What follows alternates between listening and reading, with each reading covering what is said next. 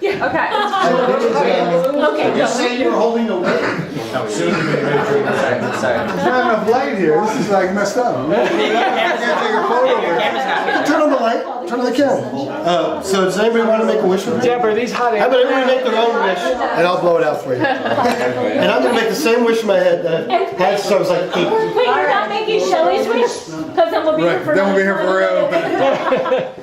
Actually, Sally sent you 4 pages of wishes. She's sorry she couldn't be here, but... Anyhow, thank you all for coming. I'm looking forward to all the great words and truthful stories that are coming. Maybe not.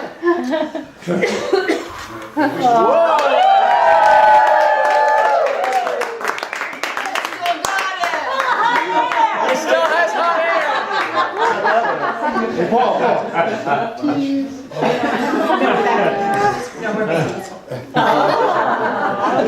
That's good. So we can transition to the story part So soon? everybody, first of all, this is like the theme of tonight, right? Mom, read it to us. What does it say? You know, No, age comes wisdom, but sometimes age comes all by itself. No. So why is it sometimes? Well, What she means is sometimes the wisdom comes without getting hold of it. exactly. And then also notice we he did gets some older, but photos doesn't over get there from these past 60 years. Oh my God. Yeah, over half of which was with me, and I feel so lucky. That was moving. Can I love this woman. We've heard that. I'm crazy about this woman. And he's also just crazy. That's I'm supposed to say. Wait, that. did you say Every he's just time he crazy says or that, crazy I have to about say you? that. She said I was just crazy. Yeah. Yeah, that's actually only like the 4th. Still crazy after all these years. Sometimes he's crazy with women, sometimes he's crazy all by himself. So we are looking forward to, everybody gets going to get cake. And we then are we'll looking get- forward to hearing stories. People who feel comfortable, stories that Funny ones. remind maybe, or- that are about me, that remind me, that are funny, either when I was trying to be funny or maybe I was funny even when I wasn't trying to be. But as long as I made you laugh, that this is a good thing. And so sharing those stories, and we got we got our videographer there. We want to capture these. No, it's kind of like. But what I was thinking was, we kind of be in this room, standing, sitting, kind of collectively. Get comfortable. Why don't we go and... No, I think it has to be in this space here. Because, Great chair. We can sit on the floor. We can crowd the other room. Oh, some of these stories might go on a while. We want to be comfortable. Yeah, we need people to get comfortable. we have chairs. Stand, sit, yeah. But I think in here, sitting, stand. Paul, I think the audience should be reminded that some of your children are present tonight. So it makes the stories extra good. I can't imagine that they don't know. Whatever you're going to say, they're going to be surprised about. I wouldn't worry about it. Sarah, anything I can do? No, but they're like real children. And you may have the best stories. We do have some good stories. Wait, we should figure out some way of getting people comfortable. Maybe. What did Tiger say, Lila? What did you say? Where do they go? Dad, where's your harmonica? It's in my pack. It's a small part. Where do they go? What did they say? The Tigers go.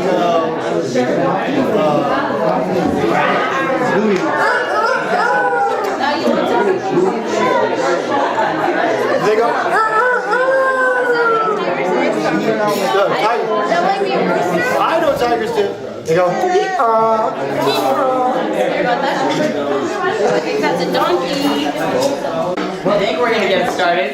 Wow, the organizer. I'll make more cheers. Now see, I'll pay attention. Hey guys, we're gonna start the stories any second now. Is the videographer? Okay, videographer's doing his thing. Get everyone. Do a sound check. All right, check our sound. Can we check the sound check? Check. Can you hear me? Is this too quiet? Is this too quiet? Is this too quiet? A little louder? Wait. You're number 3.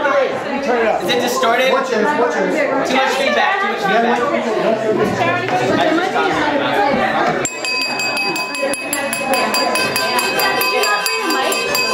Oh, I have a mic. We need a mic?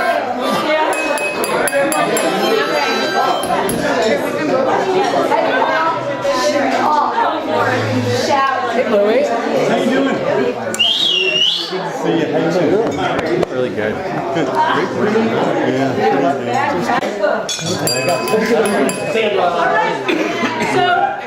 So Deb. So Ari's gonna MC because he's just like his father, a little shy, and we want him to just break out. Yeah. Get comfortable talking with other people. Alright, so Before we start this, Wait, you have to have everybody shut up. alright, Paul, you have something to say. I'm supposed to call you. no, I just want to give guidance. Remember those guys. There's rules, so don't make him cry. Rules. Didn't you just finish telling us what was Annie? Let's hear what the man, the birthday boy, let's hear what he has to say. This is kind of like a roast, but it's not really a roast in that it has to be swarmed, smothered with affection and love. Paul. Stop right Please don't make my dad cry on his birthday. Right? You invited us to come tell stories. So I'm gonna ask you, you're gonna hold up the Hey, Here's the affection part. hey. We're gonna hold the top of the harmonica, tight ass harmonica, maybe Prince, not just squeal. You're gonna hold it up and tell your story. Wendy's gonna start us up, and then, think about if you wanna go next. Okay. If you have any good things. Wow, you're moving and everything. I still You don't need to stay in the middle, but that's great. So, mine is not exactly a story per se, but I have to say that when Deb met Paul, she told me that she fell in love with him because he really, not she fell in love with him this way, that's not true, but she said he really reminded her of me. Because for those of you who don't know, Deb and I were college roommates. So just like Paul, I don't really pay attention to details all of the time. And so when I read what I was supposed to do, it was like tell a story. But I forgot to pay attention to the part that said it was supposed to be a funny story. You're not that strict. So very unlike Wendy, who likes to tell funny stories, I didn't do a funny story. And I actually wrote it, and I actually need my glasses to Oh my read it. God, it's a written story. Wow. Serious. So anyway, Paul, a very happy 60th birthday. You're like a brother to me. We've shared many adventures together in the 25 or so years that I've known you. As I think about what kind of story to tell this evening, I imagine all of the funny Paul stories I might tell.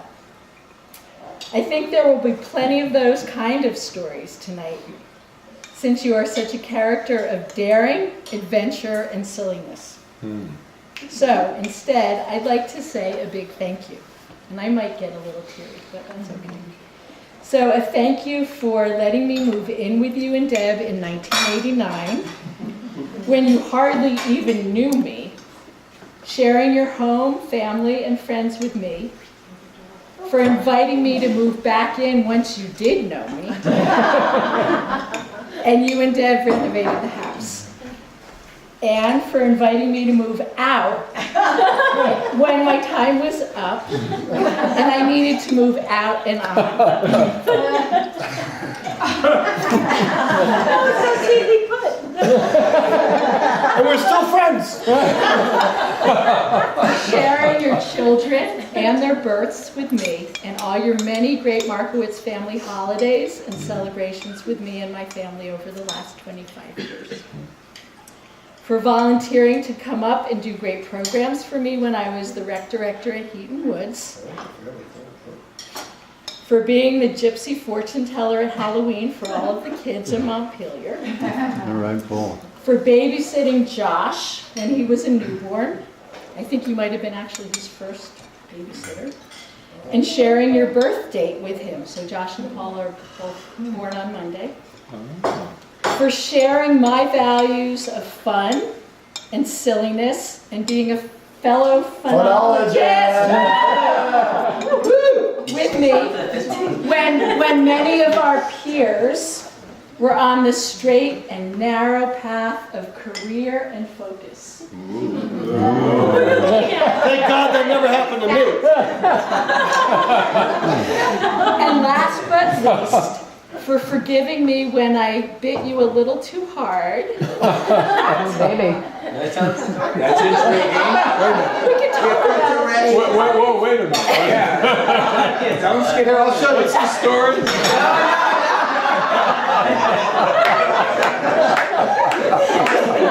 A bunch of fruits. And forgiving me when I wouldn't come out and help you move the van, which you got stuck in my driveway in the snow when Josh was a baby. And when I didn't get the hint at Sarducci's this past week. So happy birthday, may you continue to enjoy life, and may your blessings continue to multiply.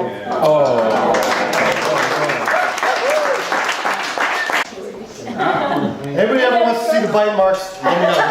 Private showing. You go next. Step into the other room for that. I thought this was a microphone.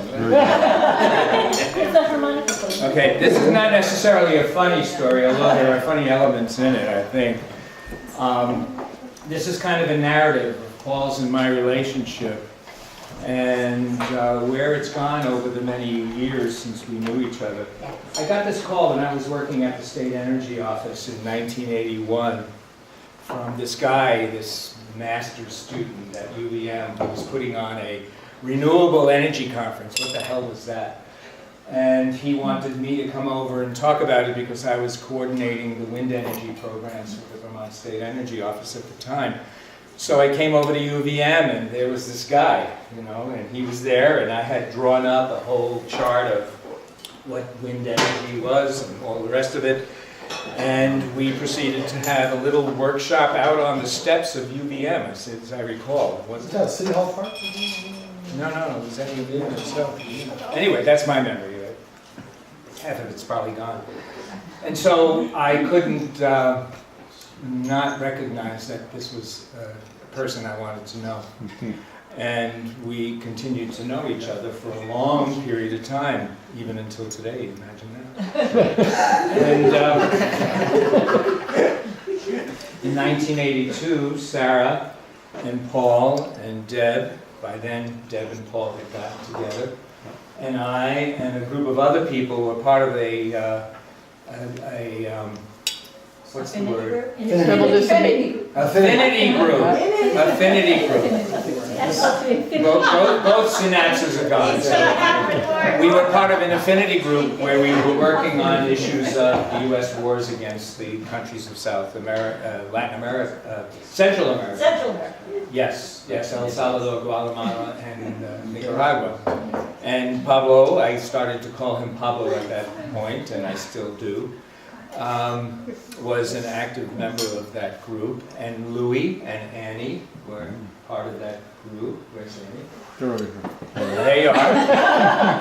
And we were doing political action around the issue of Central America and trying to change U.S. policy in that area. Paul became a member of the Winooski 44, is that what it was called? The Winooski 44, who at that point sat in on Senator Stafford's office because Senator Stafford was supporting the Reagan administration's policies in Central America, and the people of Central America were suffering greatly because of them. And Paul and 43 other people sat in on the office and were arrested, and they were put on trial, and they decided they were going to go through a full trial because they wanted to raise the issues of Central America and what that was about, what that meant to the people in Central America, and what that meant to us North Americans who were blithely supporting the government that was destroying the popular movements in Central America at the time.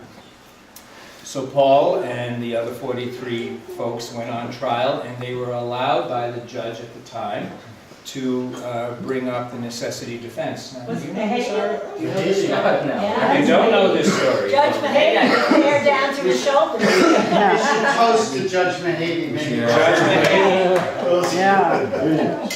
Yes, he allowed for a necessity defense. Now, a necessity defense means that if in the effort to stop a greater wrong, you break a law, you are justified in doing so in order to stop that greater wrong.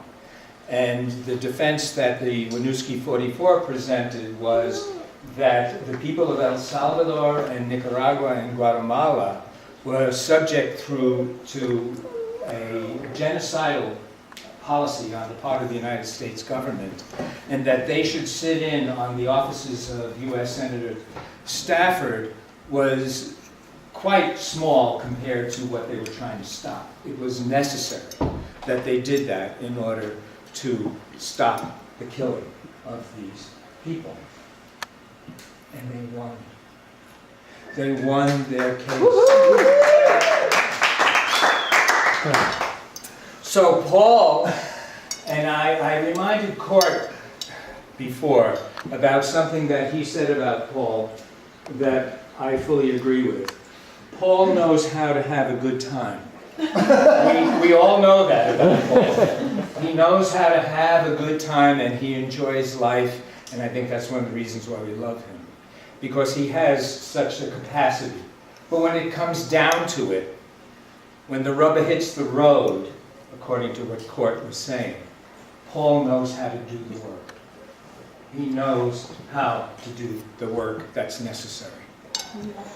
So this is a man who we all love and love to tease, but this is a man who does the work when it's time to do the work. So now we fast forward to a time when Sarah and Deborah and Paul and I were going hiking. No, that's my story. You've had enough time.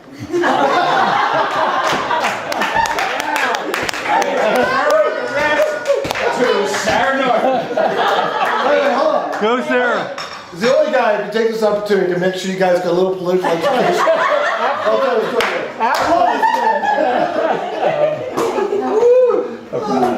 Also, All right, the rest of this is a story. introduce yourself. Well, it's true, isn't it? Yeah, everyone should introduce themselves because not everyone knows And them. say how long you've known my I'm dad. Joseph. Yeah. And how long you've known my dad. So You can't count. who's up for the harmonica next? The magic harmonica. Sarah. Sarah, come on, Sarah. You got your lead in. Finish out the story. All right. This is one of those stories that is a funny story when Paul didn't mean to be. There's a lot of those. Who said that? Who said that?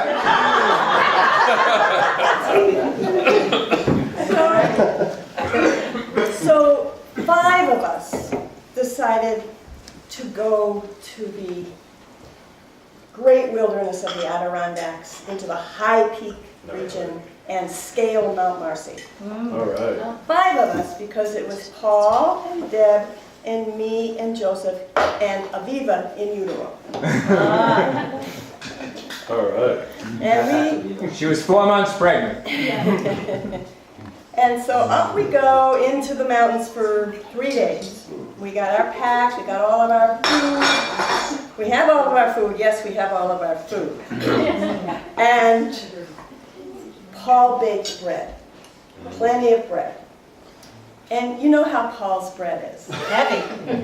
Yeah, it's very heavy. Well, the good part, I don't know, because it's kind of like a brick, and it's got, it's kind of like cardboard. Wait. Used to be. Whoa. He actually upped his game. Better than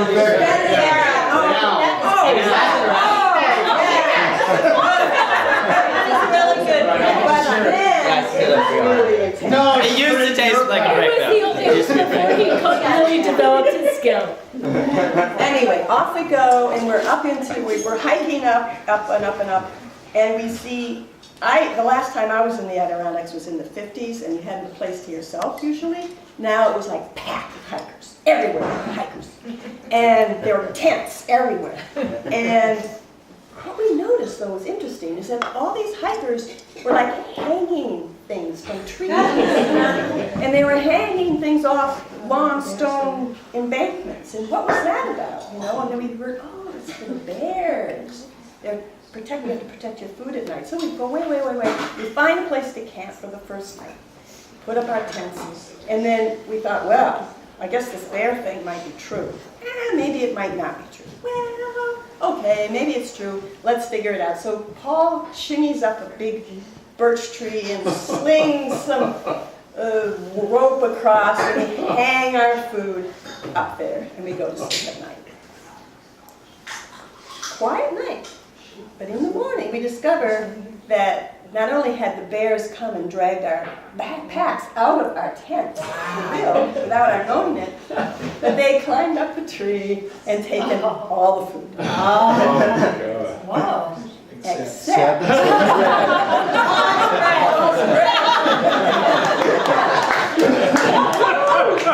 what we lived on. Bear-proof sourdough bread.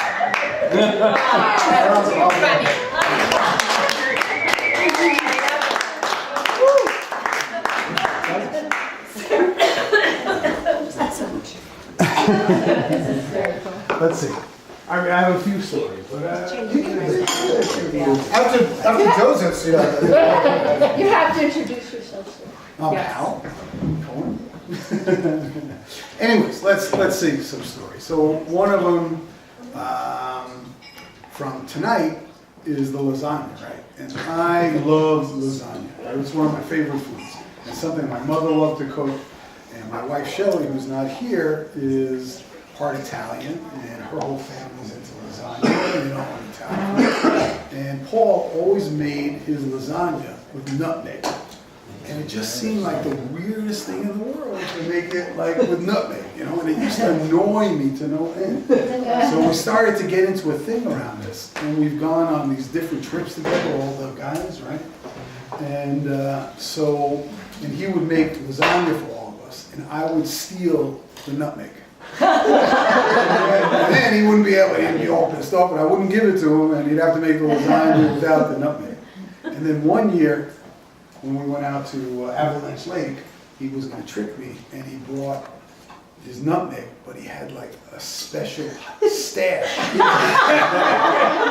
And it just so happened that I was at, like, you know, getting ready, and I was in the living room, and just out of the corner of my eye, I saw him hide the little bag. I was so happy, so I went and stole the bottle of nutmeg, which he knew that I would steal. His little bag. And he freaked out. He didn't have nutmeg. So I asked all night, so was there nutmeg in the lasagna? And he couldn't tell. Here's the thing that's also funny about it. So we always go through a lot of these trips that we do together. We go through, and I won't tell you some of them, but we go through these stories about like what's true, what's not, you know about something. So one of them came up, like was about the nutmeg, and we went and Googled it, and it's actually true that Italian lasagna Has have nutmeg. It's in a lot of restaurants. It's in most I always put that It's the Oh my god, you just conceded that. The other thing for folks, you know, Not a lot. Paul has a certain image, right, of like being easy, let go. You're like the easy guy. Right? You're like, everything's just so cool, nothing bothers him, you know. But for the folks who really know him, that's really not true. You know, like, I don't know if anybody's ever driven with him, right? So you got the radio on in the car, he walks in, he doesn't even ask, he shuts the radio off. like the noise, you know, right? Or like you go somewhere and there's too many lights on. He just hits the lights. You know? And there's like a whole group of things that he does that, and it's like, Paul, you didn't even ask me. Oh no, I know you know what. You know, You gotta switch channels like 3 times. Right. It's always Too much light, too much noise. So that's just a couple of funny things. But a really serious thing is Paul, and I could tear up here. Paul's like my best friend, you know, and I love this man. And he is really a special guy. You know, he's the guy who we want to do something like go skiing or something on Friday morning. He won't go because he's delivering Meals on Wheels, you know. And how I met him was like one of those things. So folks who know my wife Shelley, who had cancer, breast cancer, this is 16 years ago, and she was on chemotherapy, and it was really beating the crap out of her. And I had my 3 kids who were pretty young back then, 16 years ago. And we belonged to the synagogue, and I didn't really know Deb and Paul. And Paul came up to me also with Mark Billion.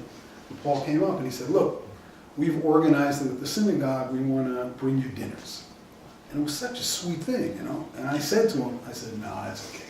You know, I'm like very proud, and I didn't want to take it, you know. And I told him, no, it's really sweet, but no thanks. And I went home and I said to Shelley and the kids, I said, oh, the sweetest thing that this guy, you know, Paul Markowitz, he was going to arrange with the synagogue to bring us dinners. But I told him, you know, that's all right. Are you freaking crazy?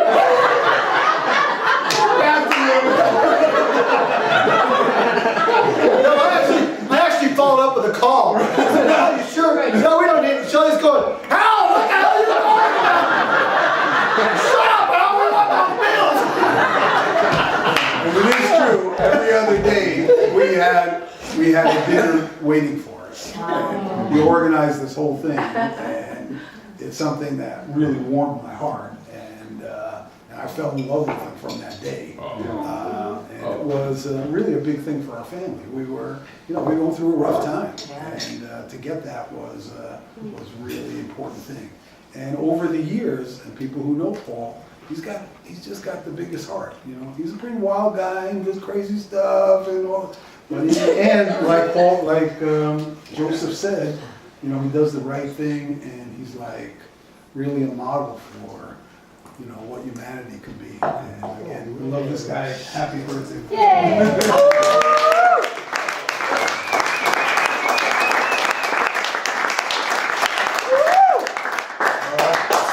Funny stories. So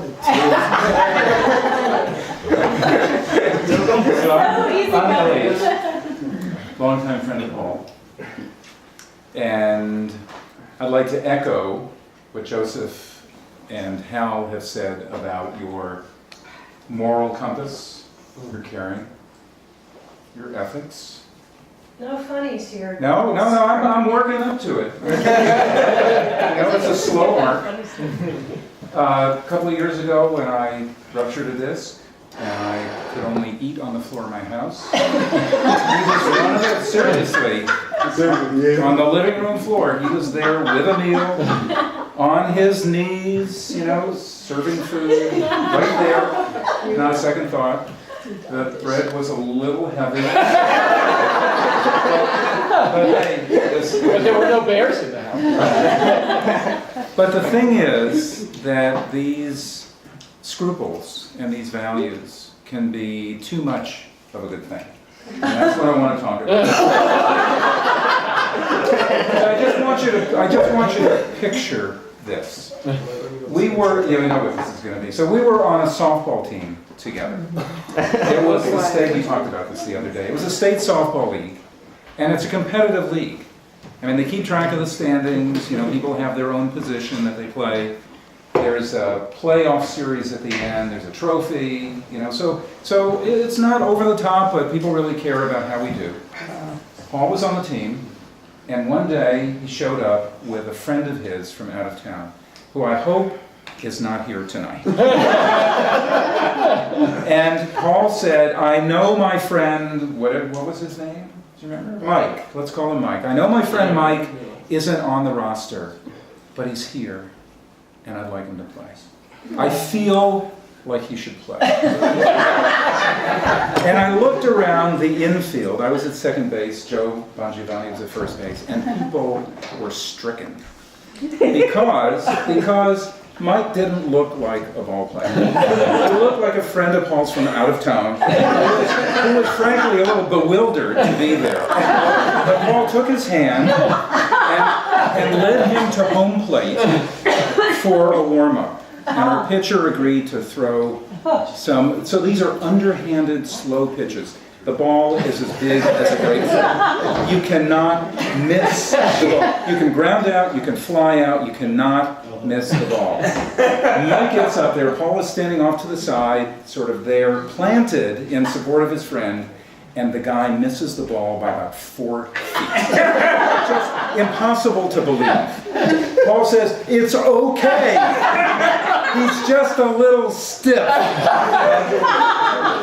So the pitcher lobs another one in, complete miss. A third one, a fourth one. I think there were about 15 pitches that went in. I've never seen anything like that. And what I picture is Paul with his hands on his waist there, and he is going to defend his friend's right to play on this league that he didn't belong to. This was a matter of principle for Paul. It was a matter of inclusion, right? Competition be damned. You know, it's a matter of feeling. It's a matter of the heart. I honestly don't remember what the outcome of the game was, but I can picture you there. And I was moved. I was really angry. But I was really impressed with your sense of principle. And you've always been there on that, whether it's over the top or just right.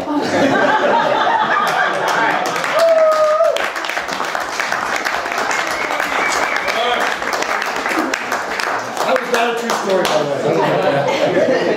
way. Go back, clean up. Also, I can. We used to have amazing arguments about the competition. Give me 1 second. I don't know if you can hear this. Is that familiar to you? Sounds like Paul. That's Paul. This is in Ellsworth. My antique phone. If any of you have ever been in public with Paul, it was in Ellsworth, Maine. Ellsworth? It was out of town. It was around there. It was around there. And we walked in after biking and just decided we were going to get an ice cream. But you can't just walk into a place like Paul. See, I don't even remember how he did that, but that's not the story we're going to tell. But that's just typical of going somewhere in public with Paul. We had the ice cream person behind the counter. Oh, you had them going. Everyone was dancing. I mean, but anyways, 2 quick stories. One was how I met Paul. Was when we had moved here from Canada, and I didn't know anyone. I knew very few people. And there was a, let me get back here. So there was an ad in the paper for a drumming group. That I think a rabbi was coming from out of town. It was a Jewish men's drumming group. It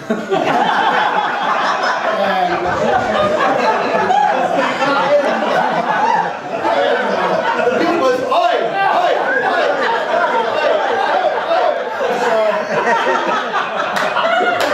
So I decided, I was desperate for some male friends, and hey, who knows? And I went to this thing, and Paul was there, and I was there, and we're sitting around a circle with these drums, and it was the most absurd thing. And we sort of caught each other's eye in the middle of this, and we both started to laugh. We just started to laugh, and I think that week one of us called each other, and it's been, I don't know, it's probably close to 20 years. Yeah. You know? But anyways, the story I want to tell is about a poker game. And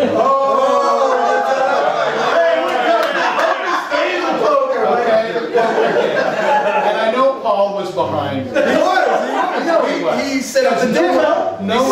Okay. So, oh, by the way, my name's Kenny, who anyone doesn't know, Kenny Sachs. A good story. So, we have a monthly poker game, and this poker game, I believe was at your... It was at my house. It was at your house that day. And I had a really crappy day. Aww. And I was going to be late for the game. I called him, I'm going to be late. So my friend Paul sets up this thing, get to the game, and they're all ready for me. And we sit down and they deal the cards. And there were 6 of us at the table. They took the time to set up this deck. Yeah. Okay? And they deal out the cards. You know what, there were 5 of us, because 4 of us had, you know what, hands. All right, so 4, okay. And they deal me, and I think I had, I had 4. You started with, like, Paul did it so well that you got, like, you started off with like 3 aces. 3 aces, you know? And this is great, and I'm betting up. And I threw all my chips on the table. I had everything in the table. But what he had done is he had done... No, wait, but then the next time you dealt, you got 4 I got the 4th It was a ace. draw game. It was a draw game. So you got to draw. I got the 4th ace. And I'm like, I can't lose. And I threw everything in. And then, was it a roll? I think there was a roll. It was a roll. It just means you prolong it and you just keep on betting on 1 ace, 2 aces. Come on, beat this. You got 4 aces. He's not even looking. But he's not, we gotta like help you with this, because we're playing, and what Paul had done, he set up the deck so that all of us were gonna have a straight flush to the king. I had like a straight flush to the hearts, Michael had straight flush to the spade, Paul had to the diamonds, right? But we mixed it up in a way, so we're doing it. You see like the king comes up, the jack comes up, and I'm not like watching all your card. 4 of us. I know, but anyway. I'm not paying attention to their cards at all. All I see are my cards. That's all, because no one could beat these. And we get to the last, then we have to declare at the end, we're going high or low. We're laughing, we can't let it stop. And I'm going high. We have one more betting round. Everyone's got to show their cards. And they all flip over their cards and they see 1 straight flush. 2 straight flush. Fuck, you know it. It cost me about 10 bucks. And it still doesn't dawn on me that he set me up.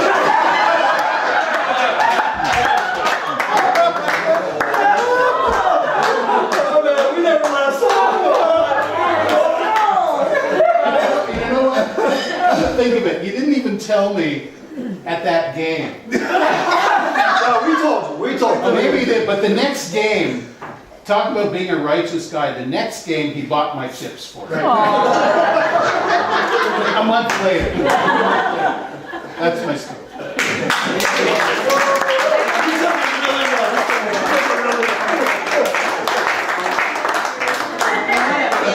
Oh, that was funny.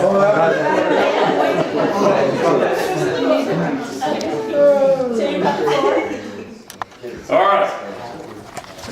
Now, back in the mid-'80s, my name is Court. Paul and I went off on about a week, maybe a little bit less, hike in the White Mountains, New Hampshire. We went from the I guess, what do you call it, the Franconia Notch Highway up over Lafayette and on eventually to the Crawford Notch Highway. And along the way, we were on South Twin Mountain on the summit, and we met this guy from Boston, I think, somewhere in Massachusetts. And he took a picture of us, okay? Pre-phone. There was no cell phones Cameras, or nothing like else, that. okay? And so this is the picture, okay? And he literally mailed it, picture to Paul or I. Yeah. So we had it. All right. So that's the backdrop to the story. Okay. So anyway, Court, can you pass that around? sure. And you notice that Paul has hair. How about you? Well, it's hard to say because I got a helmet. So anyway. So that's the backdrop. Okay, anyway, so 5 years later, thereabouts 3 or 4 years later, I'm working for the Department of Public Service in Vermont. And I'm a special advisor to the commissioner, a guy named George Sturzinger. And I have the picture that you see there, that framed picture, in my office. All right. And because naturally I want to celebrate outdoors and, you know, outdoor adventure and all that. Anyway, George Sturzinger, the commissioner, comes storming into my office. He had just been at a meeting with this guy named Paul Marco. And Paul was being typically very, you know, kind of aggressive and, you know, like imposing his ideas on everybody.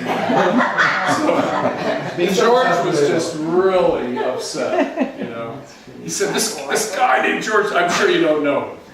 And this guy, you know, Paul Markowitz, he's just horrible. He's just like, he's so aggressive. He's so committed to recycling. Everyone, you know, the whole state has to abide by these solid principles, and it's just so impractical. And I'm listening. Yeah, it's too bad, George. Yeah. Meanwhile, this picture of Paul and I, like arm in arm, up on the side, is right at my desk.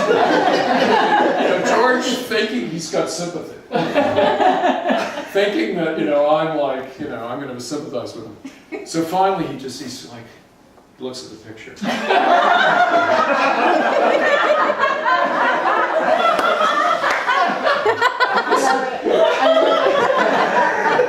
Like, how in the world? I've like ventilated all this stuff. I've like exposed myself. And this is Paul Markowitz, like his tight friend. I can't believe it, you know. And, you know, so I just laughed. I just broke down and laughed. It was the greatest moment. So anyway, you'll see the picture going around. Paul and I are arm in arm up in this mountain. We've been out for days, you know, we're scruffy as hell. Paul has hair. And, you know, it's like, it's great. It was such a perfect moment. And later, George and I laughed about it.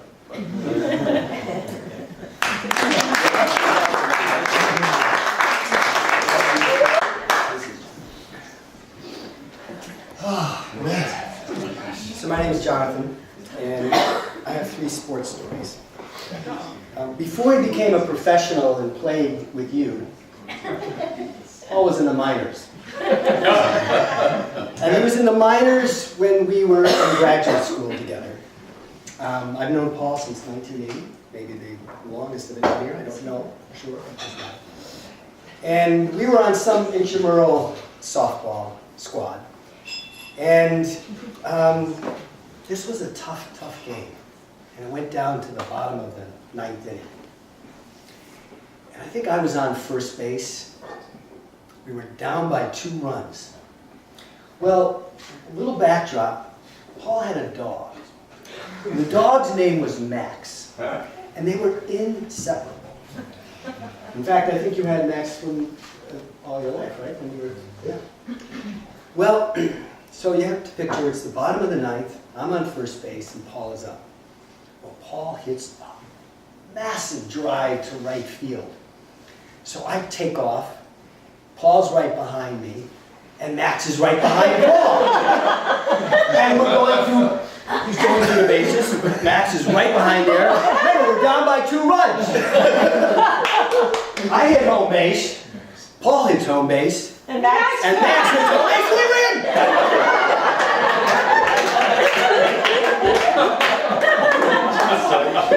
Well, Matt said 4 feet, so we actually won by 2 runs.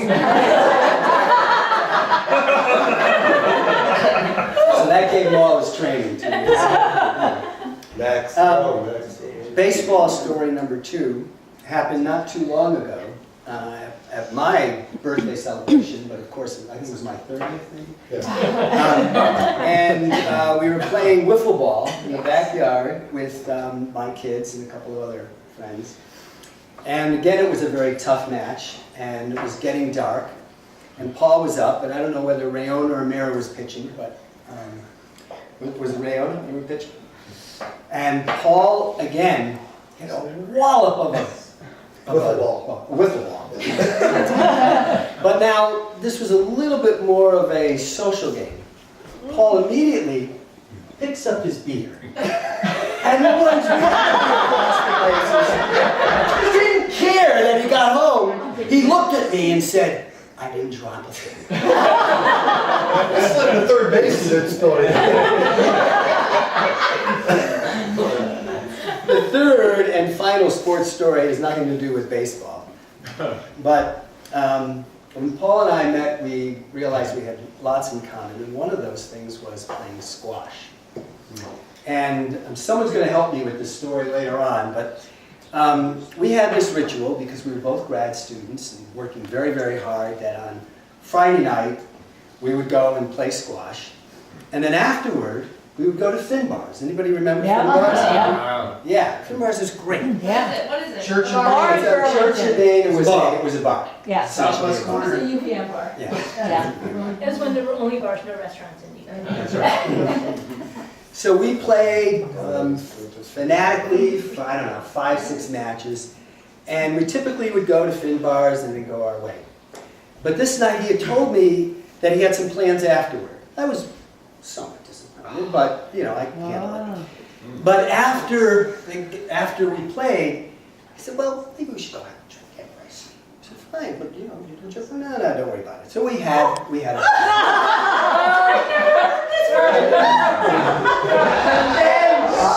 I said, well, Dennis, be careful.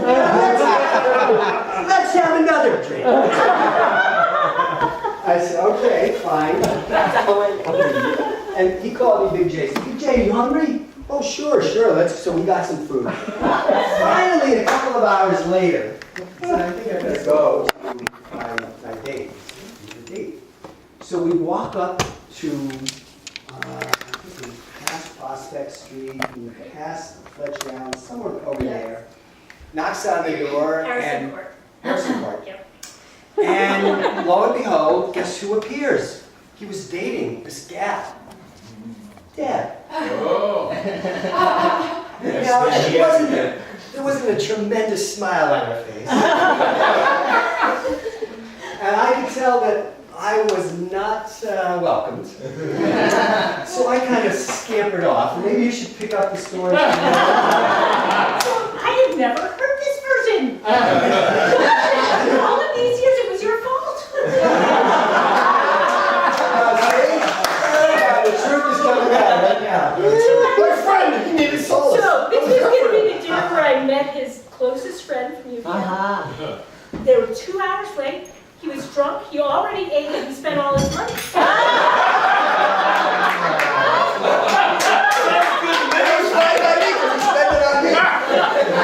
I have to tell you that this was the moment where I realized that this relationship was really going to work because I was really pissed off. And so what I would do in those days, so I'm pissed off, like we'd only been dating briefly, is I would open up that little black book in my mind and just like cross his name off. That was all. So Paul, of course, realized that he, had blown it. And he said, "Come on, we'll just walk down to Waterworks on some Winooski and have dinner. I don't have any money, but I'll pay you back." You can eat, and I'll pay you back. So I'm walking down. Such a sport. And I'm just silent. Because I'm just so over it. Like I, wasn't sure any way about this guy, right? And so he says, "Something's bothering you." There he is. Nothing's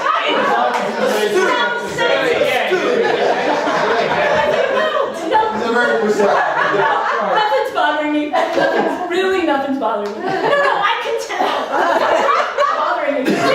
Nothing is bothering me.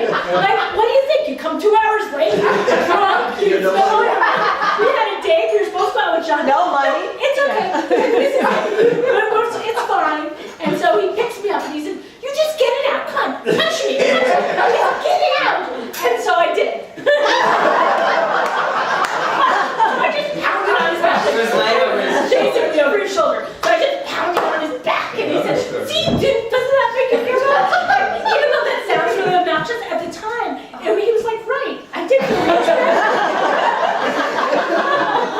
It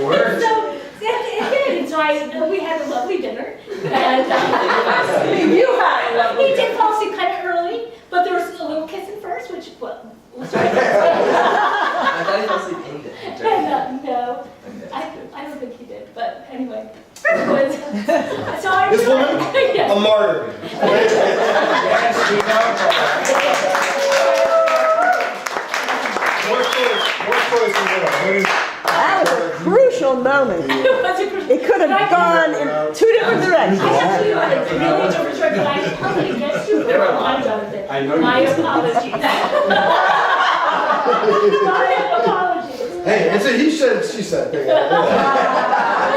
that I hear your version, it's really better.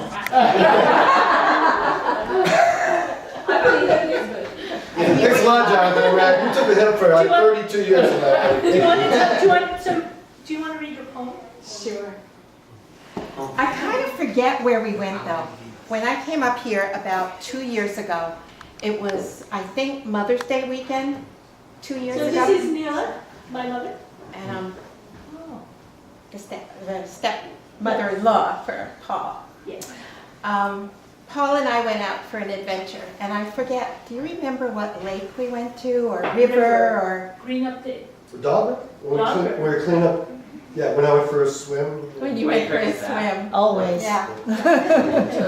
So this is called Ramps, Fiddlehead Ferns, and Tidy Whities.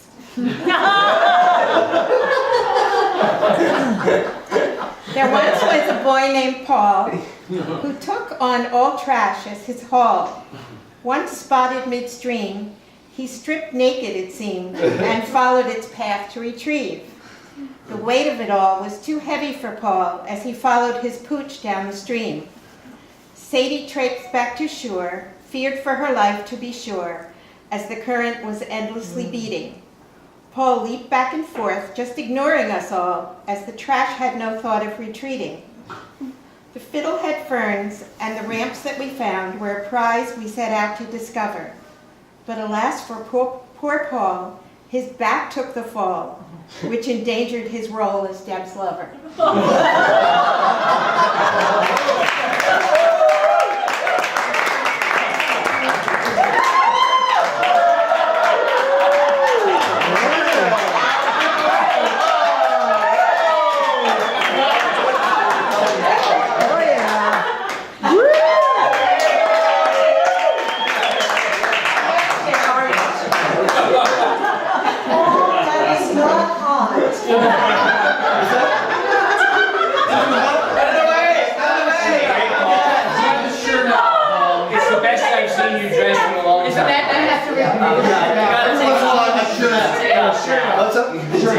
Shirt out. Hot tips.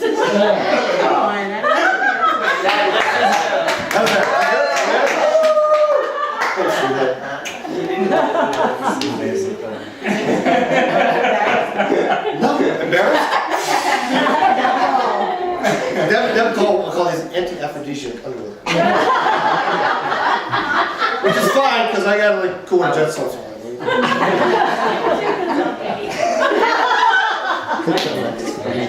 After your poem, Neil, I could tell it's time to read my ditty. But I actually first wanted to tell a little story on Deb and Paul, which is one of the most charming things from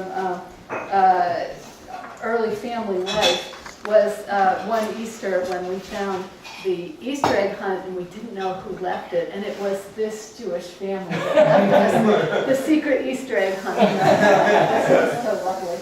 I don't actually remember when we met, but our kids were in Mrs. Salzberg's first grade class, and certainly then, and maybe before.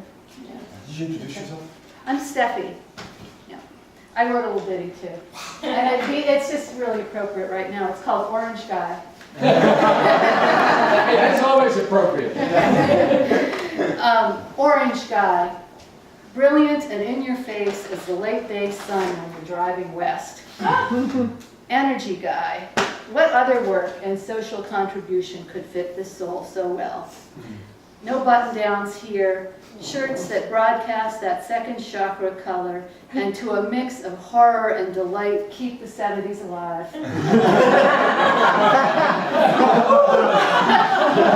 At home, the Family Guy, with Deb, a pair of the most brilliant artists I know of family, created over decades, stamped with fiddleheads. Dog and cat spill out the side door, Watermelons grow from the compost. Have some, I'm giving them away. But behind the what me worry eyes, a quizzical and unveiled glance, you want to know what people truly feel and make real contact. A piercing beam from the north is the contrasting theme playing through this effulgence of tropical southern ray. This is what I see and celebrate and love in you. Happy birthday, Orange Guy.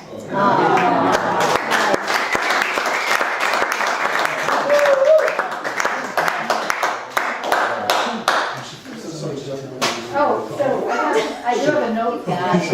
I'll read this. This is from Jeffrey.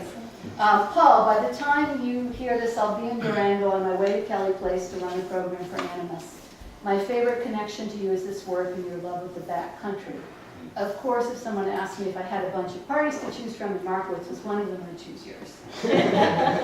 Thinking about you turning 60 is sort of inconceivable. On the other hand, I'm older, and that's also inconceivable. Meanwhile, as I focus on my heart and think of you, these words emerge. Soul brother, advocate, kind, attentive, loving, playful, hilarious, creative, instigator of heart connections, beautiful man the world is lucky to have. Best wishes for a happy birthday, love, Jeffrey.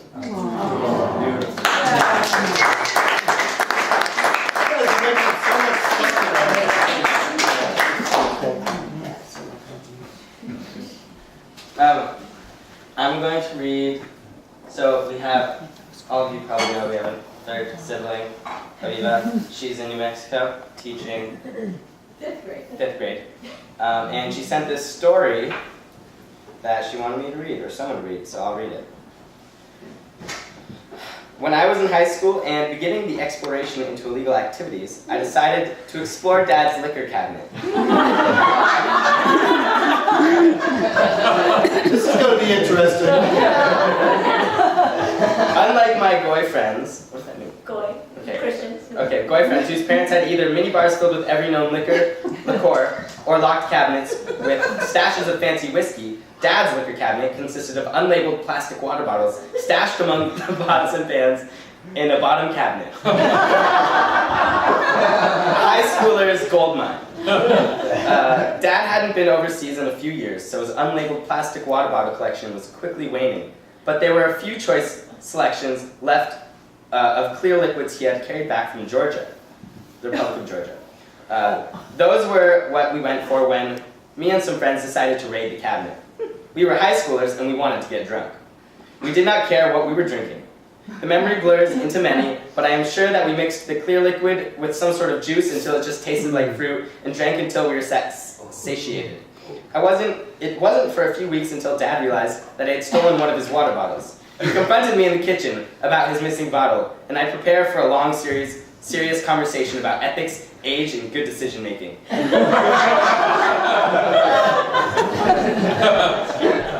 I tried to deny and then admit fault, waiting for parental fury and judgment. Dad, rolling his eyes with anger, finally said, "But why did you steal the cognac?" Cognac. It was a 25-year cognac. Yeah, that was stuff I was saving. Sorry, Dad, it all tasted like orange juice. Happy Happy 60th birthday, Dad. Glad you have moved up to clearly labeling glass liquor bottles.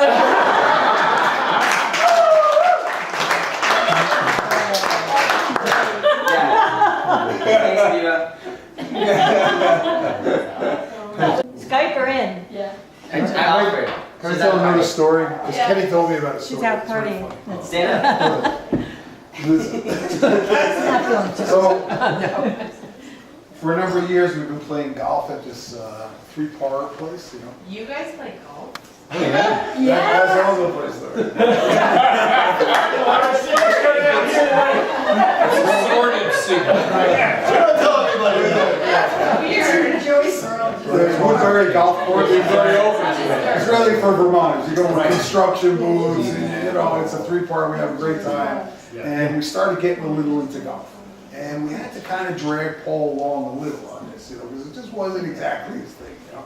So we decided to go to a new three-par course This was in the Champlain Valley. Hey, Highway, right? he had the packs. Oh, right. He had the pack. He was paying for all of it. He had played music at this place, and they gave him 6 free passes to play golf at this 3-part place. It was where he played music. They didn't pay him. They gave him free passes. So he took all of us, and we all went to this place. And we started learning a little about golf. One of the things, you're supposed to wear a collared shirt. It's one of the kind of rules. But in Woodbury, there's no dress rules. And we assumed that at this, other place, which is 3-part, there were also no rules, which is probably the case, right? And Paul came with like an orange t-shirt. Right? And all the rest of us happened to have like golf shirts. Right?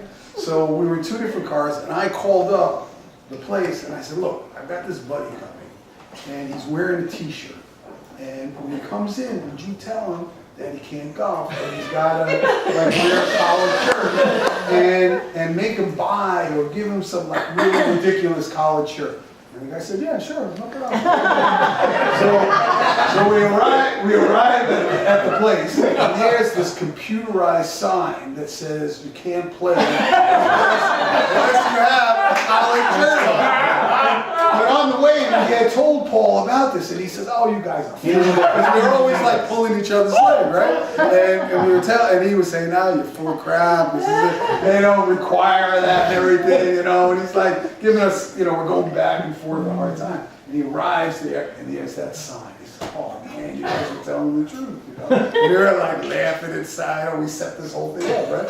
And they give him like some funny shirt, like they had like the used button-down shirt, and we play.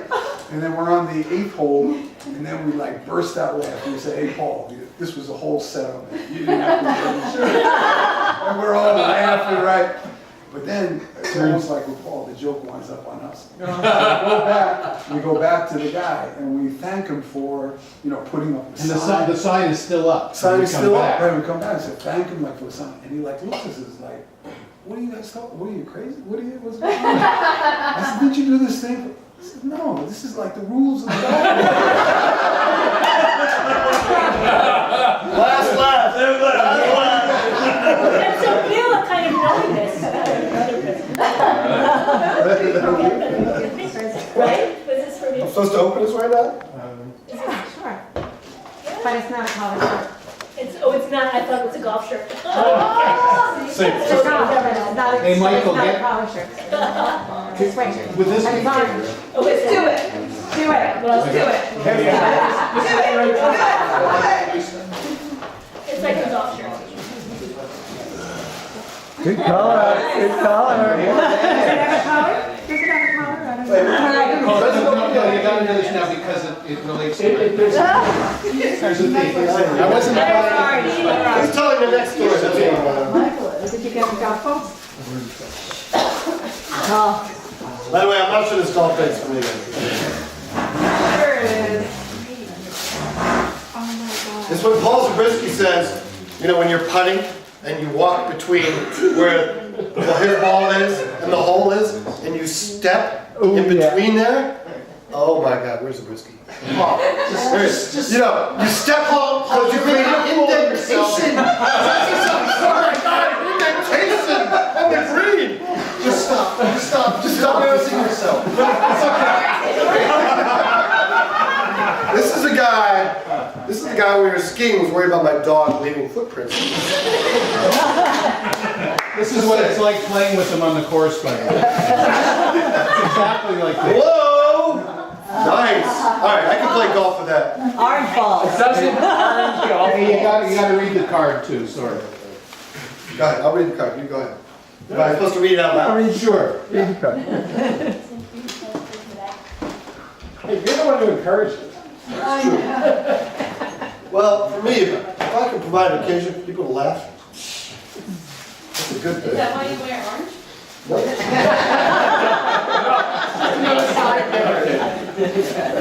I wear orange. It's the Or we buy a conundrum. By the way, something related. So Aviva is at what's it called? Mirror Lake, right? And she's swimming, and Shelly and I are out there, and we bump into her, and we're all swimming together. And she says, "What's going on with my dad? He's playing golf and drinking martinis. Did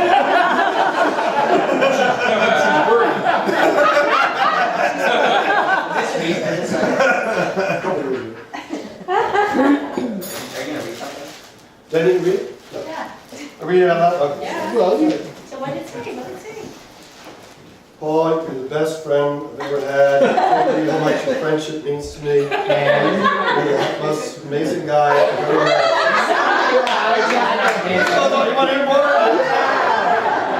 Now read the other side. Basically, every fortune cookie is ever Right. opened when the kids are there. You are the best father in the world. Children, listen to Now you will be both seen and heard on the golf course.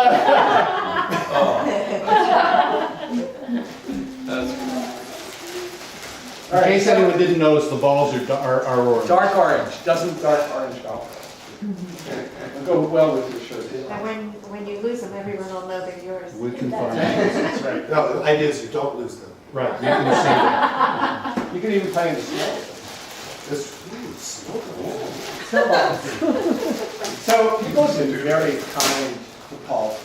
Yes. I've noticed that. Must have some good stories. And, you know, I thought that there would be a lot of funny stories because my story is actually a life and death situation. Can I get a witness? Can I hear some chorus? So you've been in life and death situations with him? We have a situation where several children were involved. And this is a boat story that has gained and gained in mythological legend. But I was there. And I am the sole witness. No, that's not true, actually. Ari was there. Come to think of it, Sandra was there. Deb was not there. And Deb was not there. I think I was there. Sandy, oh, I'm Michael, by the way. My wife Sandy and our daughter Rachel. Peter there? Peter thinks he might have been. Or mine's a different time. No, different, I'm sure. Oh. Yeah, Did it involve aquatics? this is a Well, it was a river Let him trip. tell his story. But we'll see, maybe it was the same trip.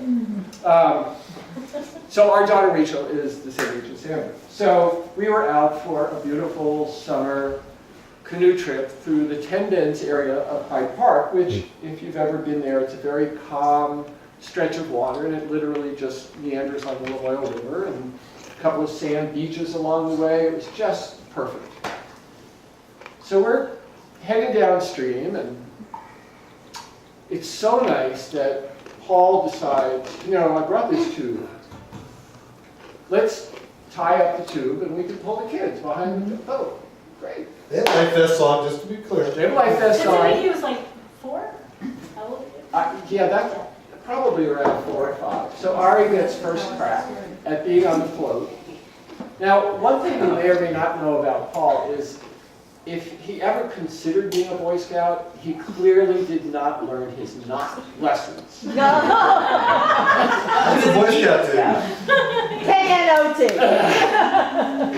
And we are all meandering down the stream, and Ari's getting towed behind the boat. And Ari's floating. Now Ari's floating in front of the boat. And the rope that used to be tied to the back of the canoe is floating behind Ari, but no longer attached to the boat. Sandra is still in the canoe. The 3 of us are in our canoe. And Paul, with this very panic-stricken look on his face, says, "Should I jump in after him?" Because he was faced with Sophie's choice. He had Sandra in the boat, who was going to be abandoned, and he had Ari floating down the stream alone on a float. Behind us, wasn't he behind us at that point? Well, no, at that point he was in front of us. If he had been behind us, it would have been easy. We could have waited for him to catch up. So he was out ahead of us. And so Sandy and I look at each other, and this is one of those stories that, you know, you don't laugh at the time, but you laugh a lot after. So we look at each other and go, "Of course, Paul, we'll hold on to your canoe." So he jumps in, rescues Ari, Everybody's good. There were also like rapids. We hadn't had any rapids on the whole trip, and we're all hearing like rapids around the next day. So that added a little tension to the whole thing. But it all winds up fine. And the last thing we say as we're splitting up to go home is, by the way, Don't tell Which is a sure way to make sure the story gets told. Right. As soon as I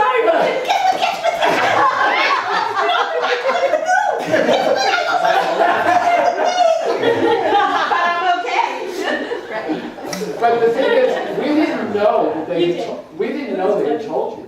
Oh. So years go by, and we're not saying anything about this story, though it seems to like every once in a while there's this reference to that trip. Well, there's another one that we've also talked about. Yeah. So many. I'm sure many. There was the Winooski one, right? So at some point, Yeah. somebody brought it up in a conversation. Sandy and I think joke go, you knew?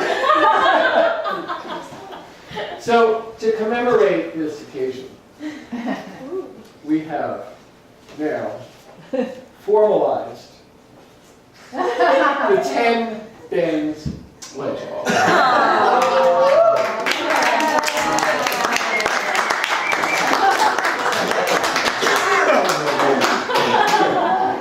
Look how cute Ari is. I think we need more canoe stories. I think Sandra's got a story. I think there are some more. And here's a card too later. Actually, you should have a folder.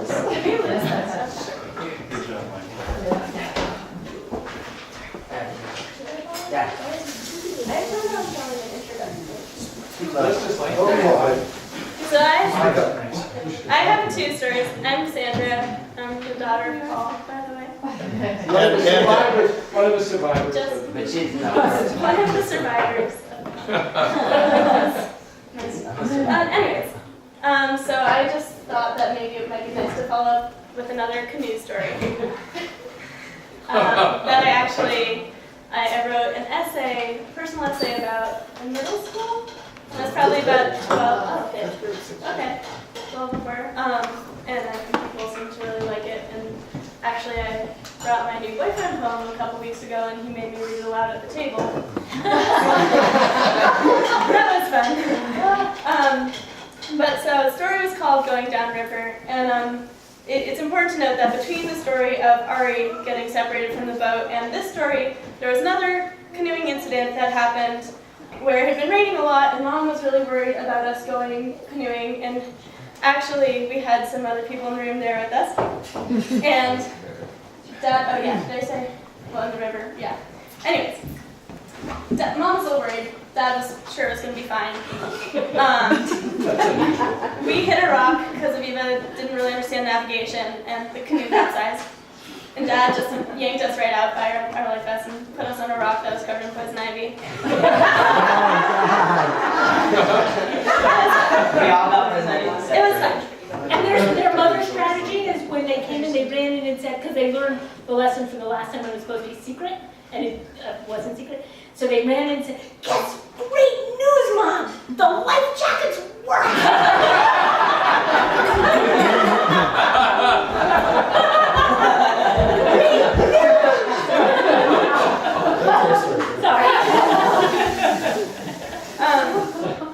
So this was probably like a year later after that incident. And at this point I wasn't super pumped about canoe trips. So it had been like a really nice stretch of days, and Mom and Dad were both really into the idea of canoeing, and naturally the whole family was going to be along with the canoe trip. And so they decided a river, which I wasn't super happy about, but yeah, it was okay. And because last time we'd gone on the river, there'd been rapids, and we tipped, and it was scary. So we were promised no rapids this time, is what was important. And so we get on the canoe, and it's actually kind of nice, and like I don't have to paddle, and like Ari and I are probably just like messing around, splashing each other. You're reading. And it's like really close. Okay, that was why I'm reading. Ari's probably splashing. I imagine it was nice. And then all of a sudden, like something kind of of my boat because like I hear a noise that sounds kind of like we're near a highway, but like we're in the middle of like a river. And I'm like, that's like pretty weird. Like that sounds like, oh, like rushing water, like a waterfall. And everyone kind of was like perking up, being like, where's that noise coming from? And then we noticed like the water in front of us kind of just like drops off. And everyone just like instant panic of being like, what are we gonna do? Like we're in a canoe, we're gonna like go over the waterfall, like oh my god. And it's like only like a foot, like 2 feet. Like it's not a big deal, but like it wasn't gonna be fun no matter what the end result was. And so we're like starting to go over and like everyone's freaking out and we just like get stuck on a rock like halfway over the waterfall. And so we're all like, oh my god, like what are we gonna do? Dad's like, okay, I got it. And Ari, you know, is like, wow, like I can't wait for this to be over because it's gonna be like make such a good story to tell. He's fun. He's already thinking about the next thing. Dad's like, okay, so he moves us all to the back of the canoe so that you know the part hanging out over the edge doesn't have anybody in it.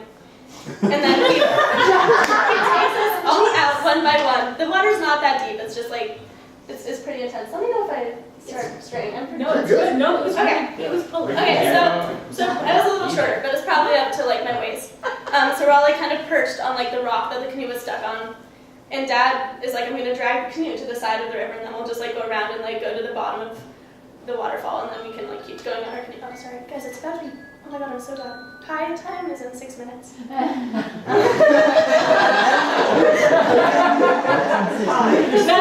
high day. Today's high day. It's 9:20, so it's gonna be 1:04, 1:05, in 6 minutes will be 2:06, and then at 53 seconds it'll be 3.14. Great. She's a math major. Whoa. To continue. That's what I can say. We're in the middle. So we're all in the water up to our waists. Dad's dragging the canoe across. And then he comes and he grabs Ari, because Ari is very small still. And Ari is the one most likely to be washed away, and like kind of like drags him just onto the side. And he slowly does that with all of us. He carries us through these like rapids, like right next to this waterfall onto the side of the bank. And then we're fine. And then we just canoe the rest of the way. There were no more waterfalls. Did some guys drive up and like look at us? The great line at the end. Well, the funny part was Ari, of course, was really worried about me because, you know, Mom was gonna be I was going to be mad because I only did this river thing because Paul promised. No rapids. It was going to be flat. It was going to be no rapids, no turning over, safe. Our babies would be okay, you know, it's promised, and I was not sure, but he promised. And so Ari's kind of freaked out. That's like, you know, poor Dad, you know, it's about to. So I'm dragged over, like, you know, we're all soaking like wet rats, because he really pulls, you know, and it's like I could not have walked myself over, you know, because of how strong the current was, and so. Paul, you know, when I get over there, I said, it's only a little Dad's fault. It's only I'm not Dad. And I thought for a minute, I said, you know, for the 5, 10 minutes or 15 minutes of like terror and being wet and all that, it's going to be a lifetime pleasure of telling the story about this trip. And it was. It was worth it, right? That's the only conclusion we could draw. Well, it wasn't rapids. Pleasure. I also had a short, really good story that I wanted to tell. You're the daughter, man. You got special rights. About the first time Dad met my first kind of boyfriend, whose name was Watumbe. And it was, yeah, his name still is Watumbe. So it was at All Species Day. And we were like hanging out in front of the Capitol, and Dad really likes to get dressed up for All Species Day, and, which is cool.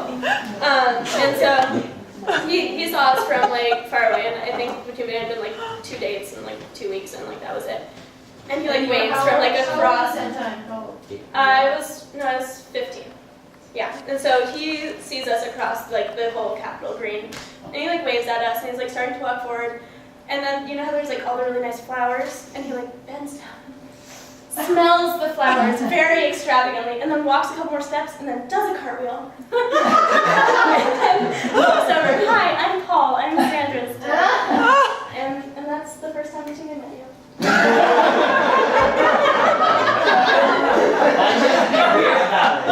Dressed up as.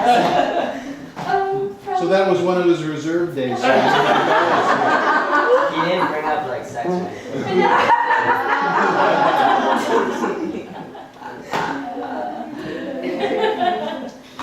These kids suffer a lot. Hey, they survived. Peter, what about your story in the canoe? You want me to?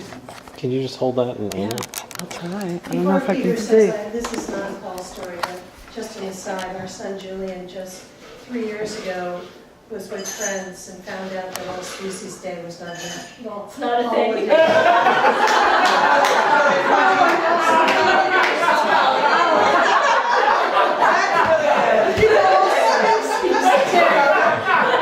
was like,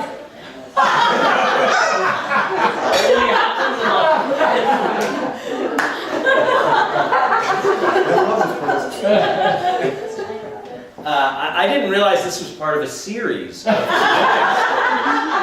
thought this was the canoeing story, so I'm sorry when I wanted to jump in on everybody else's canoeing story. the theme is don't go canoeing with Paul. I'm not going to draw that conclusion. Or skiing, or kayaking.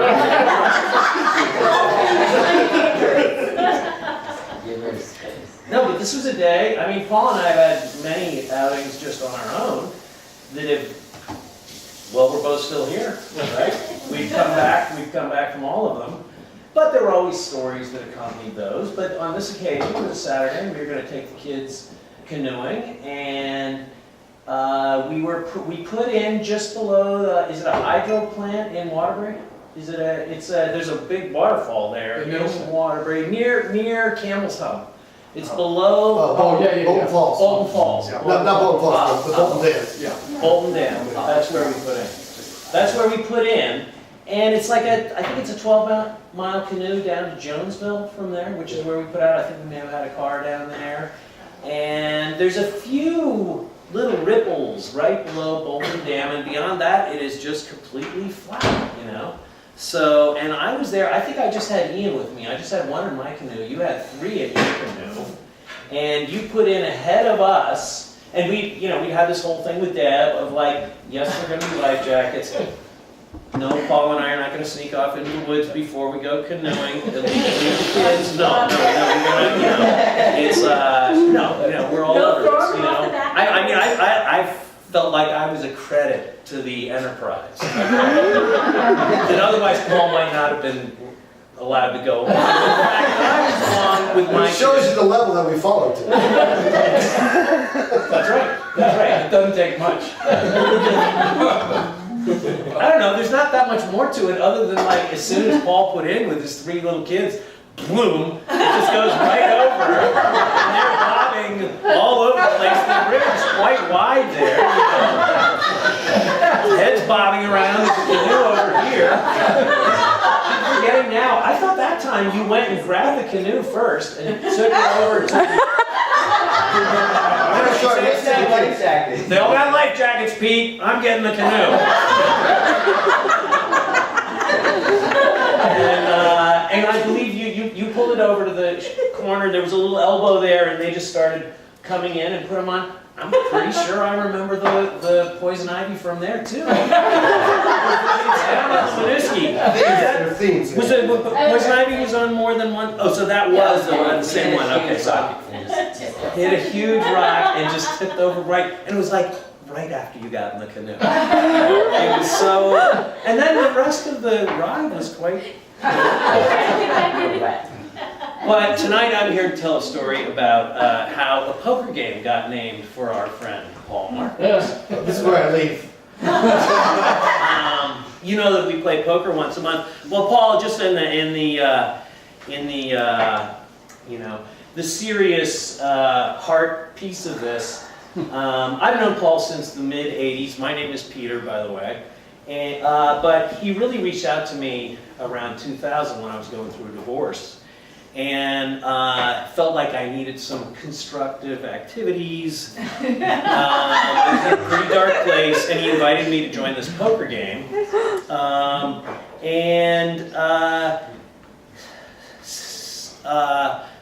Let me say, this is 5 or 6 years later. Paul is a maven, I think. Paul attracts people around him. In fact, Hal, I don't think I'd know you if I didn't know Paul. And I wouldn't be as close to you if I didn't know Paul. Paul is a little bit of the nucleus of a group of people. He's that kind of a guy. And this poker group is so much fun that it doesn't really work that well as poker. And so I would say there's a lot of other agendas on poker night other than just playing poker. But just to review for you folks, poker's a 5-card game. Poker's a 5-card game, right?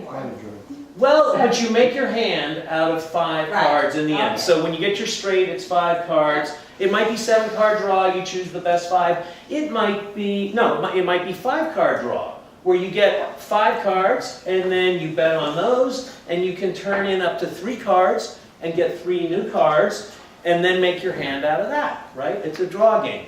Now, if you play that game, there's a limit to the number of people you can play these certain games with.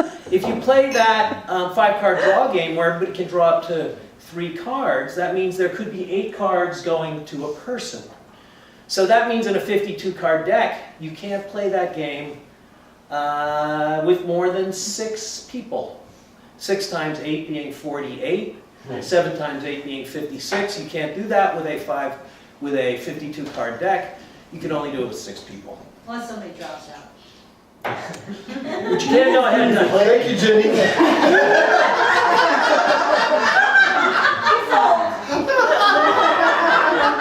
So, because Paul is so popular, way more than 6 people come to this poker game. And on this particular night, there were 10 people at the poker table. And there's some games you can play where you share the cards in the middle or whatever, and it works out. It really gets hard when you get 10 people. Anyway, the deal came to me, and I just had this brilliant idea. 10 people, I can deal them all 5 cards. That's 50 cards. It means there's 2 cards left. And I'll take the 2 cards that are left, and I'll pass them to the guy to the left of me. He can look at them, choose which 2 he wants to pass to the left, and go around all the way around. You can see how you can do it. Are you following this? You can do it. Yeah, we got it. Cards. And I said, this is perfect. It's a way to play kind of a draw, 5-card draw, you only get 2 cards, but it can work that way. Or you're receiving your neighbor's garbage. You're receiving your neighbor's garbage. I mean, it's not ideal circumstance. This is just done under duress, basically. But you got to be creative at times like this, and that's when great things get invented. Anyway, but one thing I realized, when you play 5-card draw, the regular game, where everybody's getting up to 3 cards, you all get your cards at the same time, and you're sitting there making your decision about which ones do I keep, which ones do I at the same time. It all happens at the same time. When I'm only passing 2 cards to the person on my left, we're all waiting for him to decide which 2 he's got, and there's 10 fucking people at the table. So I quickly made a calculation that if everybody takes 15 seconds and there's 10 people, that'll take 2.5 minutes for between this round of betting. That's pretty long. So I said, I'm making a rule now. You only got 15 seconds to make your decision, and I handed the 2 cards to Paul to my left. And Paul, okay, first of all, there's been a lot of talk about Paul as a pacifist, and really that could be said about just about everybody in the poker group, but boy, when they get around the poker table, they get capitalistic, they get extortionary, they're deceptive, they bluff, everything else. And Paul becomes this kind of like New Jersey tough guy. He goes like, I'm going like, you got 15 seconds to make your decision, Paul. And he goes, fuck you, Pete. No one has ever put a time limit on anything. And he pulls his pants down and he shines his ass right in my face.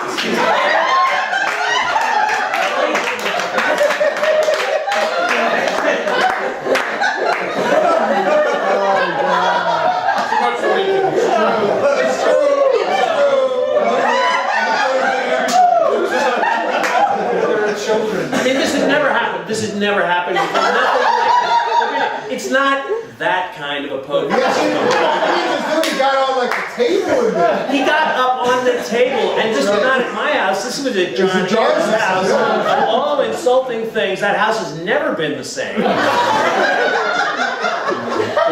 So you know, under protest, I had to take away the 15-second rule because otherwise he was not going to rue his ass from the poker table. It's brinkmanship is really what it is. I want you to know this about him, okay, before you get in too deep with the guy. Anyway, to this day, that game is known as Full Moon Markowitz.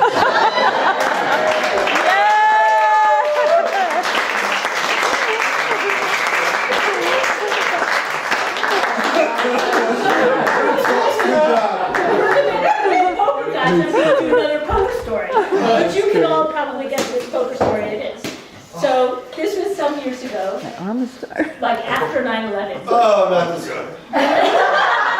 So remember when everyone was like crazy about anthrax? And worried about anthrax. So it happened that we were coming home from Eastern Europe. We had done a family trip to Eastern Europe. We had all these little kids. Got in late at night on an airplane, and they found white powder in the hole. And so at the time, everyone was completely freaked out by anthrax, so no one was allowed to leave the airplane for hours. And then finally they decided, okay, we can go into the waiting area while the police came and the medics came, and they had to figure out what to do with us. And so I convinced them, I was already Secretary of State by then, so they were all kind of worried about that, whatever, you know, people are worried, but about that. And so I convinced them to let my family go home, and they could, you know, the state police guy could give me a ride home once they figured out what they were going to do with us.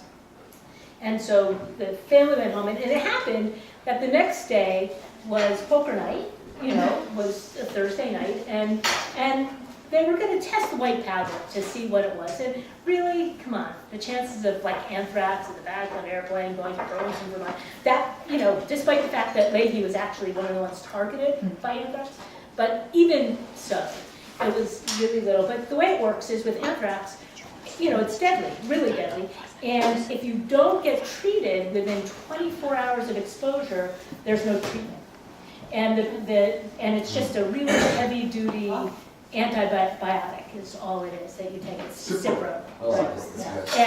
And so the problem is that to get a positive test, a complete positive test, it takes about 24 hours. So basically, you know, they do this preliminary test to see if it could possibly be anthrax, and you know, and you're waiting that 24 hours. So Paul's at poker group, and you know, I'm not really thinking much about it. The kids are sleeping. It's like 9 at night, and I get a call from the health department that they're rushing down with the Cipro because it had a preliminary positive test. So you have to start on it because the actual test won't come back until it would be too late to get treated. And of course, they didn't have children's Cipro then, like because this was like this new. It hadn't been around for that long, I guess. I don't know. I didn't have children's Cipro, but they didn't. It was just these disgusting big pills that you have to move. Anyway, so I needed Paul to come home to help me deal with this, not to mention take the Cipro and you know, and this is anthrax, right? There's the whole freaking out about anthrax. And so I call Paul, and he doesn't answer his phone. And I think Paul's risk answers it, and because he's in like the middle of a round, or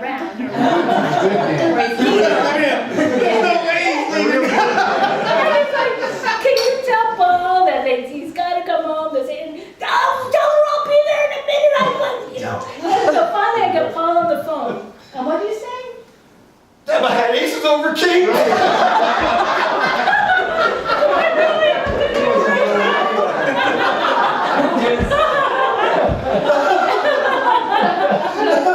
And he did ultimately come home. I think he came home right away. Did you come home right away, or did you finish your hand? We finished the hand. That's like poker hand or my children's death. And so as it turns out that we tried to force feed these kids, and it was all about Sandra like being so upset. Aviva did it, she took hers and it was disgusting, but then Sandra made such a big fuss. I like tasted the applesauce with the mush, and it was so vile that really it wasn't gonna go into my children. So we may as well die. Good thing it was baby powder, right? And it was, yeah, no. And then it was my 15 minutes where I was on actually Good Morning America, because my comment in the paper was something like, come on, everyone in this country has got to calm down, because really the chance of it being anthrax in the back of that plane, there's a bigger chance of being struck by a truck crossing a street in New York. That's what I said. Good morning, right? And people sent presents, random people from around the country sent presents to the children. Hands, I won the hands.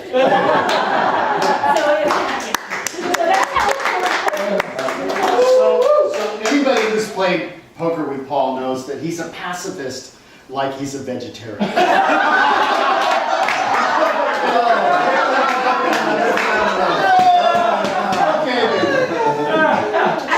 So easy going too. So my name's Paul. I met Paul when he showed up on my doorstep. He was recycling, I was composting. And we talked, and we were going to connect later that day, and he told me that there was a soccer game on the Horseshoe at the state office complex. And I came and joined him. And so one of our first experiences was actually playing sport together. And we participated in stuff ever since, and this is probably my closest skiing partner for a long time. Now sometimes when Paul takes a leadership role, you have to be careful. All right? Sometimes, I've escaped them sometimes. I have a message on my machine at home one night. Beth and I came home, and Paul and I believe Michael and Peter were somewhere out in Cottonbrook. Yeah. I got a message to the effect of, hey, nobody ever sees us again. We're out here in Cottonbrook. We're not really sure where we are. But come on out and find us. If I'm up on the top of someplace, and you're looking and there's this mountain that kind of looks like this. Which way do I go? And it looks like I think we should have gone, but I'm with Paul. We should have saved that message, man. Yeah, it was priceless. But anyway, that wasn't the story I was going to tell tonight. Actually, I struggled because I got the directions. It was a story that was supposed to be nice. I have a lot of material, but most of it sort of like those filters. It became very limiting. And so Paul is probably the closest thing that I have to a brother in Central Vermont over these many years, and we banged heads over energy policy and play, but two memories stick out. Kenny started on one of them, which was when we were in Winter Harbor, and Paul got out the harmonica and started to sing "You Gotta Move," and he tried to get this. There was a teenager behind the counter. It was the last day of the season in this little cafe in Winter Harbor, and she wasn't really sure about these 5 guys who just walked in. She wasn't sure about Paul. No, she wasn't. She's talking about her father, who's the police chief, and she has a German Shepherd, and he's in the back. Anyways, we got him singing over the end of it. It was great fun. Another great story with the harmonica actually was this summer, or this last fall, and we were in Maine. We've gone to Maine for probably 7-8 years. More than that, 10 years. My family has a house on the coast. We go, we sail. We go into Bar Harbor at night. Happiest I've ever seen him, ever, was we went into Bar Harbor for the evening. We sailed across at sunset, went into town to find dinner, and we're wandering up and down the street. And Paul came across a shop, and there's a book in the window. And he bought an an orange sweatshirt with a moose on it. Who's the one? It's, oh. The LA Myers. LA Myers. Okay, so Paul, this shop, can you explain the meaning of that place? Well, there's a series of books that our kids love, the Jackie Faber. Jackie Faber was about this girl who was a pirate and everything. But it was our favorite, and then we go in this place, and it's like, I see the books, and it turns out that the owner of the shop is the author of the books. I'm so excited. And then I see this beautiful sweater, and I'm like, wow, I mean, a sweatshirt.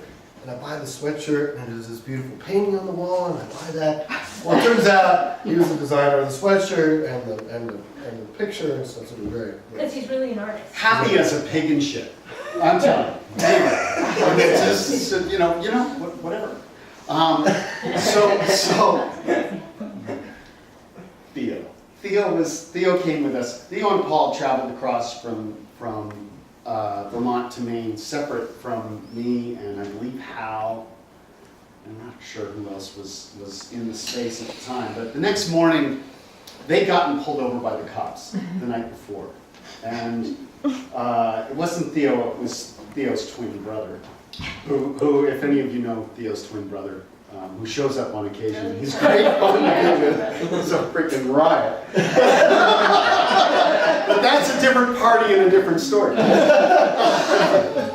But anyway, we were serenaded with harmonica and blues rap on the story of hitting the skunk on the way to Maine. And the situation in the car, which I can't talk about because again, there's rules to the engagement here. But anyway, they hit a skunk and the cop pulled them over and somehow they escaped because the cop thought the skunk was the stink in the car. And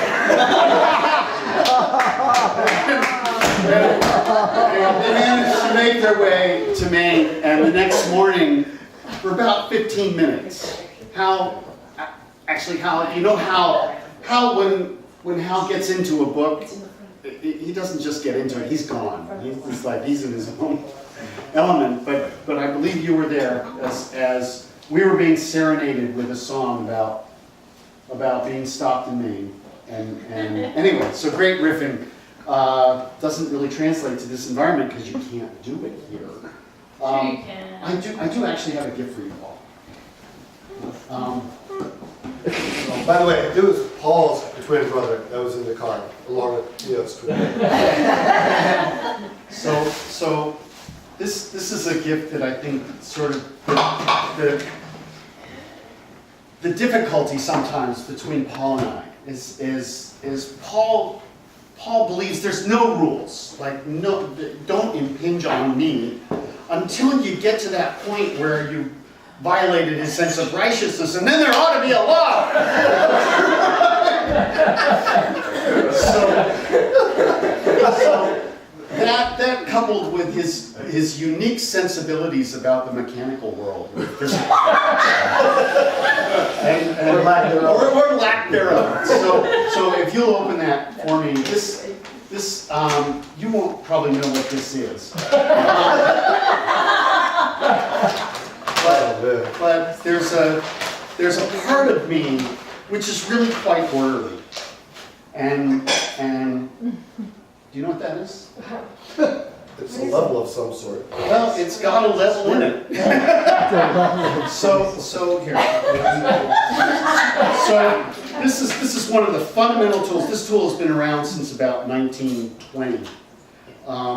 It's called a T-square.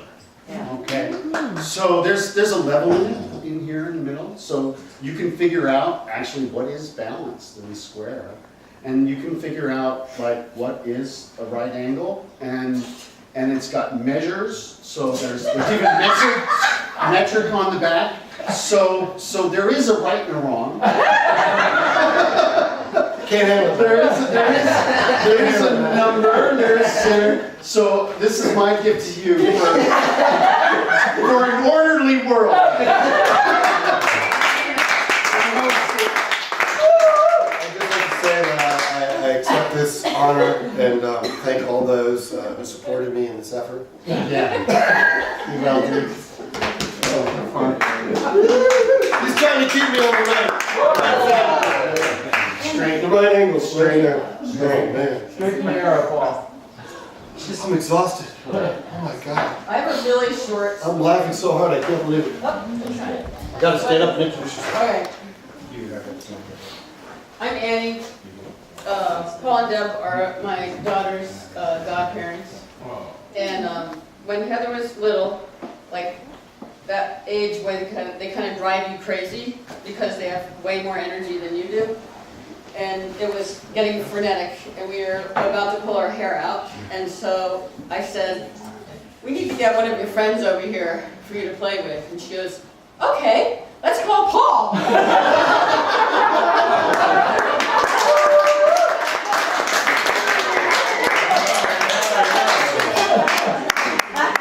I know, never mind. She's about 2 months old. No, she's older than that. You had a whole sock puppet show going. No, but I mean, I remember when I first met her. She was there.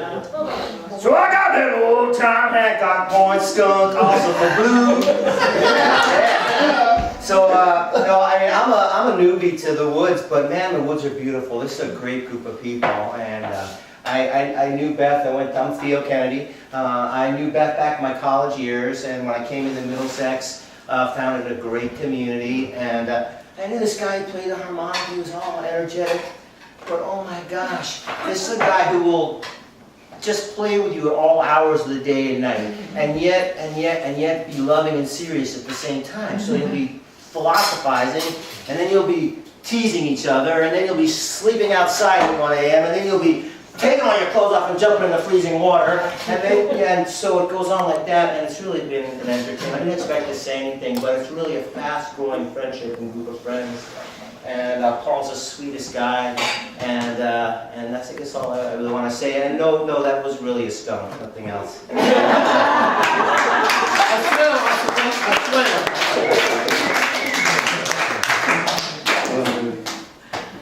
Oh gosh.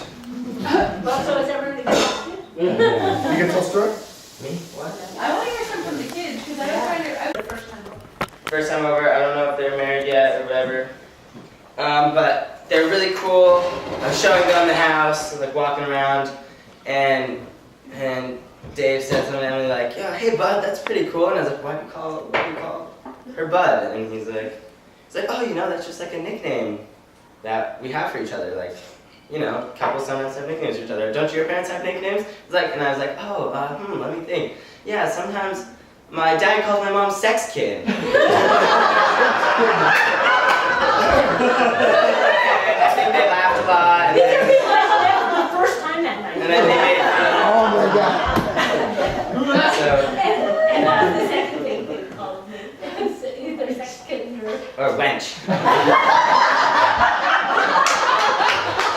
never realized that, like, he did, right? That was just what he called me. And I never realized, like, Neither one of them? No, he called me both of those all the time. Like, But you don't realize that, like, you know. but I never realized what that, like, sounded like. Just other people. Yeah, speaking of which, so he calls her like woman a lot, and Come here, woman. at school I'll call my female friends woman. No. And No. I realize that I can't say that because that's kind of like sexist or something. And yeah, and I'd be like, "Well, my dad says it to my mom all the time." And they're like, "All right, you don't need to know about the relationship." We're like so beyond that, man. It's like beyond sexism. It's like cool now. It's like, cool. Yeah. So we heard hysterical laughing upstairs and didn't know what it was. And then he came down and told us the story about sex kid.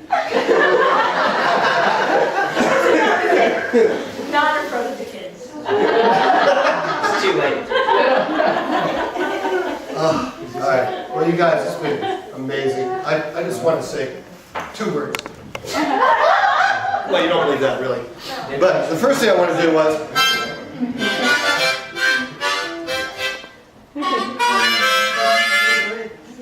I thought you might want to just do a little sing-along. You ready? All right? This is like hot, cold. You may be high. You may be high. You may be low. You may be low. You may be rich man. You may be rich man. You may be poor. You may be poor. When the law gets ready. When the law All together. You gotta move. You gotta move. You gotta move. You gotta move. You gotta move. You gotta move. You gotta move. You gotta move. You gotta move. When the Lord gets ready, you gotta move.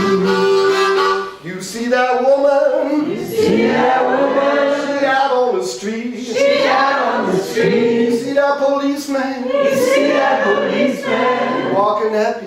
He's walking happy. When the Lord gets ready, you gotta move. You gotta move. You gotta move. You gotta move. You gotta move. You gotta move. You gotta move. You gotta move. You gotta move. 'Cause when the Lord gets ready, you gotta move. Yeah, you gotta move. Anyway, I just want to thank everybody. This is just like, it's like having all your close buds in the same room. It's just like amazing feeling. I don't know how to explain it, but, and I was thinking like, and they all get along with each other, which maybe that doesn't say something too bad about me, But I was thinking, big reflections on turning 60. And I didn't really have like a lot of them. The only ones that really came to my mind was like gratitude. Trying to be like thankful for all the blessings in my life, a lot of which are in this room, and this way. Just as often and as frequently as possible, being grateful for all that I have and trying to be positive, and how fortunate to be walking this planet in this day and age, even with all the stuff that's happening, living up here in Vermont, having my health, just, I don't know, gratitude. How can I make it down to gratitude? And of course, which is closely related to love. So for me, it just boiled down to that.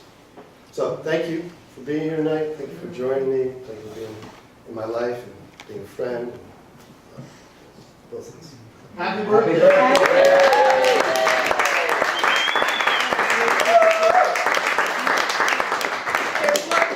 And now, the loud raucous music for dancing, for those who want to.